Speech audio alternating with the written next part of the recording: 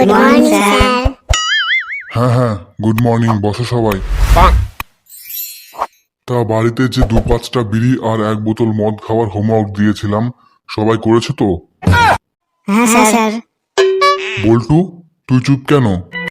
প্রতিদিনের মতো আজকে হোমওয়ার্ক করে আনিসনি নিশ্চয়?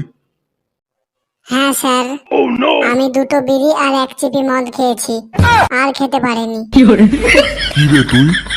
তোর পাশের বন্ধুটাকে দেখে শিখ। ও এখন 1.5 প্যাকেট বিড়ি আর 3 বোতল করে মদ খায়। পরের ক্লাসে আরো বেশি করে খেতে পারবে। তোর বাবাকে বলতে হবে দেখছি, মেরে মেরে তোকে হোমওয়ার্ক গুলো যেন করাই। হ্যাঁ স্যার, নেহাত আমরা গরিব তাই, না হলে তো দিনরাত ধরেই হোমওয়ার্কই করতাম আমি বাড়িতে বসে। Very good. এই যে তোমরা আমাকে দেখো, আমি যখন স্কুলে পড়তাম তখন 5 প্যাকেট বিড়ি আর 4 বোতল করে মদ প্রতিদিন খেতাম, খেয়ে স্কুলে যেতাম। আমাদের ক্লাসে আমি টপার ছিলাম। স্যার, আপনার স্যারের নাম কি ছিল বলতে পারবেন? মনে আছে আপনার? শুধু স্যারের নাম কি রে? আমার তো স্যারের নামও মনে আছে।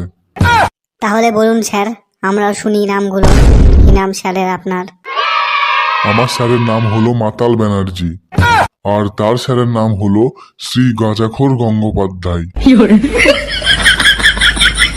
খুব সুন্দর নাম স্যার, খুব ভালো। আচ্ছা, অনেক গল্প হলো, এবার হোমওয়ার্ক গুলো বের কর। আজকে পড়া ধরবো বিড়ি কখন কখন খাওয়া যায়। শালা, আমি তো এবার শেষ। Okay sir. ফার্স্টে তুই বল বল্টু, বিড়ি কখন কখন খাওয়া উচিত? স্যার, সকালে একটা, ঘুমানোর পরে একটা, এই না, ঘুমানোর আগে একটা। চুপ কর। সামান্য এইটুকু পড়াও মনে রাখতে পারিস না? পল্টুকে দেখে শিখ। বল তো পল্টু। স্যার, সকালে ঘুম থেকে উঠে হাঁকতে গিয়ে একটা, হেগে এসে ব্রেকফাস্টের পর একটা, লাঞ্চের পর একটা, ডিনারের পর একটা, আর বন্ধুদের সঙ্গে 5টা বিড়ি আর 2টো গাঁজা। Very good. কিন্তু গাঁজাটা বলবি না, গাঁজা চ্যাপ্টার পড়াবো তখন গাঁজা বলবি, এখন গাঁজা বলবি না। এখন বিড়ির চ্যাপ্টার চলছে। Okay sir. কিরে শালা, মেয়েটা তো দেখছি পল্টুর দিকে প্রেমের দৃষ্টিতে তাকিয়ে আছে রে। তার মানে আমিও যদি ভালো মদ গাঁজা খেতে পারি তাহলে আমার দিকেও সব মেয়ে তাকাবে, আমাকে সবাই ভালোবাসবে। স্যার, আমার চোখ খুলে গেছে।